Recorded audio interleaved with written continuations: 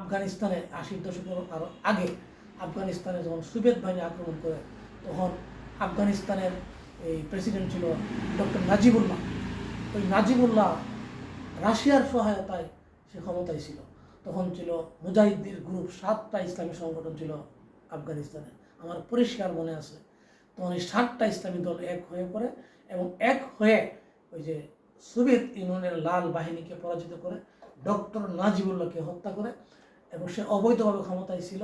সে মুসলিম নিধন ছিল তার কর্ম। এই মুসলিম নিধন ছিল তার কর্ম। অবৈধভাবে ক্ষমতা স্বৈরশাসী শাসক হয়ে গিয়েছিল। পরে ৭ দলীয় ইসলামী ঐক্য জোটে এক হয়ে তালেবানরা তখন ক্ষমতায় আসে ১৯৮৬ সালে। তখন আমার পরিষ্কার মনে আছে এখন ইতিহাস যে ডক্টর বুরহানুদ্দিন রাব্বানি এবং ইঞ্জিনিয়ার গুলবুদ্দিন হেকমতিয়ার। বুরহানুদ্দিন রাব্বানি ছিলেন তখন আফগানিস্তানের প্রেসিডেন্ট। এরপর আবার এই প্রধানমন্ত্রী ছিল ইঞ্জিনিয়ার গুলবুদ্দিন হেকমতিয়ার। ওই পাশের ইতিহাসটা আপনারা দেখুন না যে আফগানিস্তানের তখন ইসলামী হুকুমত, ইসলামী রাষ্ট্র এক শাসন কায়েম হয়। এরপর অবশ্যই আন্তর্জাতিকভাবে আফগানিস্তানকে চেপে ধরে। পরে আবার আমেরিকা এবং রাশিয়া কর্তৃক আমেরিকা এবং আমেরিকার নেতৃত্বে বহুজাতিক বাহিনী এই আফগানিস্তানে আক্রমণ করে। পরে এই এরা তখনও আবার তখন ২০০১ সাল পর্যন্ত তারা ক্ষমতায়, ২০২১ সাল পর্যন্ত এই আমেরিকান বাহিনী ছিল। পরে আফগানিস্তানের সব ইসলামী দল এক হয়ে আবার তাদেরকে তাড়া করে এবং আমেরিকাও তারপর এই বাগবাড়া আন্তর্জাতিক বিমানবন্দর থেকে কেউ বিমানের উপরে ওঠে, কেউ বিমানের পাখায় উঠে যেতে চেয়েছে। তার মানে কি, ইসলামী দলগুলো যখন ঐক্য হয় তখন আফগানিস্তান থেকে লাল বাহিনী, নীল বাহিনী, রাশিয়া এবং বিশ্বের 2টা পরাশক্তি আমেরিকা এবং রাশিয়া 2বার পলায়ন করেছে। তারা যদি ইসলামী হুকুমত কায়েম করতে পারে, তারা যদি ইসলামী শাসন কায়েম করতে পারে, আমরা 18 কোটি মানুষের দেশ, 90% মুসলমানের দেশ। আমরা কোরআনের কথা বলি, ওয়াজের কথা বলি, তাফসিরের কথা বলি, বিভিন্ন কথা বলি। হ্যাঁ, বিভিন্ন সমস্যা, বিভিন্ন মাসলাগত বিভিন্ন সমস্যা থাকতে পারে। বিভিন্ন জনের বিভিন্ন টুপি নেওয়ার সমস্যা, পাঞ্জাবি নেওয়ার সমস্যা, গুড় টুপি, পাঞ্জাবি পায়জামা নেওয়ার সমস্যা, কে শার্ট পরলো, কে দাড়ি রাখলো, কে দাড়ি রাখলো না, কার দাড়ি ছোটো, কার দাড়ি বড়, এই সামান্য মাসলাগত বিষয় নিয়ে আমরা সব সময় মতবিরোধ থাকতে পারি। কিন্তু আল কুফরু মিল্লাতুন ওয়াহিদাতুন, সকল কুফরি শক্তি এক হয়ে যায়। এই পার্লামেন্টে আপনি নামাজের ওয়াজের কথা যতই বলেন, হাজার হাজার টিকনি মরনা ওয়াজ করে, ঠিক, কিন্তু নামাজে নাই কয়েকজন। আপনারা এই পার্লামেন্টের পৃথিবী বিখ্যাত আলেম, জগৎ বিখ্যাত আলেম শহীদ মৌলানা বেলালুদ্দিন সাইদি বলেছিল যে 300 আসনে 300 পার্লামেন্ট সদস্য সৎ দক্ষ তৈরি করে পাঠান, দেখবেন যে আর ওয়াজ করা লাগবে না। ওখান থেকে পার্লামেন্টের শাসন জারি হবে, আইন জারি হবে, তখন এই দেশে ইসলামী হুকুমত কায়েম হবে।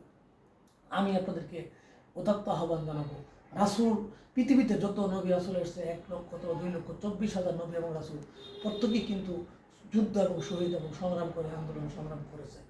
সুতরাং সস্তায় কিন্তু ইসলামী হুকুমত কায়েম হবে না, ইসলামী রাষ্ট্র হবে না। প্রত্যেকের বক্তব্য দেন আগামী রাষ্ট্র হবে ইসলামী রাষ্ট্র। কিন্তু ইসলামী রাষ্ট্র কখন হবে? যখন ইসলামী সকল শক্তি এক হবে। এখন একটা সুযোগ এসেছে, সময় এসেছে, আপনারা আসুন, আমরা সকলে আল্লাহ দুর্যোগকে, এই যে কোরআনের কথা আগেই বলতাম যে ওয়াতাসিমু বিহাবলিল্লাহি জামিআ ওয়ালা তাফাররাকু। এই ফেব্রুয়ারির আগে যদি আমরা ইসলামী শক্তি এক না হয়, আবার 5 বছরে পিছিয়ে যাবে। তখন আবার ওই বললাম না, এখন একই ওই 2 সাপের একই বিষ, তখন কিন্তু আবার ওই বিষ আবার শুরু হবে। এই আলেম ওলামারা জেল খাটছেন, এই রিমান্ডে খেটেছেন দিনের পর দিন, ফাঁসির মঞ্চে নেতৃবৃন্দ ঝুলছে, অনেক নেতৃবৃন্দ আলেম ওলামারা গারদের মতো বসবাস করেছে। আপনাদের কি সেই ফ্যাসিস্টের আমলে যারা জেল, কারা, নির্যাতন, দেশের এমন বিখ্যাত আলেম, কিছু সংখ্যক আলেম ছাড়া, তবে কিছু সংখ্যক আলেম রাসূলের সময় কিছু সংখ্যক আলেম বিরোধিতা করেছে।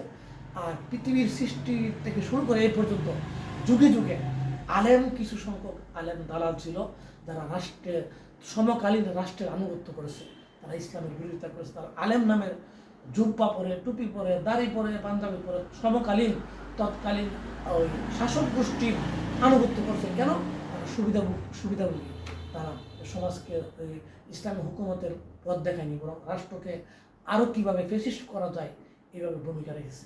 এই যে দেখেন না, ওলামা লীগের লোকেরা কীভাবে এই যে ফেসিস্ট হাসিনার আনুগত্য করেছে, এরাও তো আলেম, এদের লম্বা দাড়ি, টুপি, পাঞ্জাবি দেখলেও তো আপনি আশ্চর্য হবেন। সুতরাং সব কিছু মাসলা ভুলে গিয়ে আল্লাহর আল্লাহর এই দুনিয়াতে, এবং বাংলাদেশ পৃথিবীর তৃতীয় একটা মুসলিম রাষ্ট্র, এবং এখানের পরিবেশ আবহাওয়া অনুকূল সবই ইসলামের পক্ষে। এখানে প্রতিদিন আগামী ওয়াজের সেশন আসতে দেখবেন যে হাজার হাজার ওয়াজ মাহফিল হচ্ছে, লাখো লাখো লোক মাহফিলে যাচ্ছে, লাখো লাখো মসফির সাহেবের কাছে যাচ্ছে, লাখো লাখো লোক ইসলামী সংগঠনের দিকে দাবিত হচ্ছে। কেন আমরা ঐক্যবদ্ধ হয়ে ব্যালট বাক্সে দিতে পারি না? আর ব্যালট বাক্সে যতক্ষণ আমরা